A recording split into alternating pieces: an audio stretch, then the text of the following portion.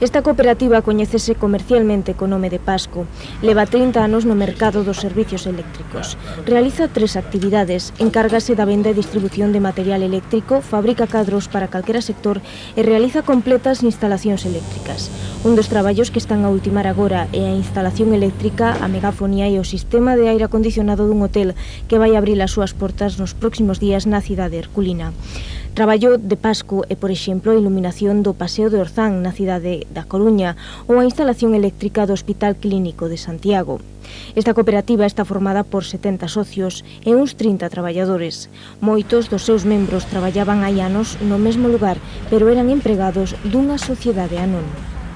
El nacimiento de Pasco está ligado a una crisis industrial de una sociedad anónima, una crisis empresarial en el año 73, pues que los trabajadores, pues echándole mucho coraje, mucho valor, pues decidieron continuar con la gestión de la sociedad en forma cooperativa, pasando de sociedad anónima a sociedad cooperativa, y hasta hoy, en este momento, se esté planteando un proceso de relanzamiento. Nos queremos ahora trasladar al parque empresarial de Alvedro próximamente, y hay muchos proyectos dentro de la cooperativa, un rejuvenecimiento paulatino de todos sus socios y empleados, y yo creo que es una empresa que tiene un gran futuro, ¿no?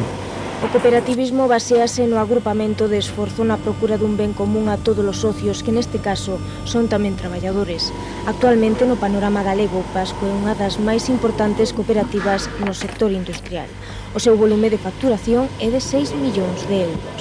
Foi un dos primeiros, o segundo traballo que tiven, entonces pois atraíame a idea de unha sociedade cooperativa, o sea, como máis solidaria, nun mundo bastante competitivo.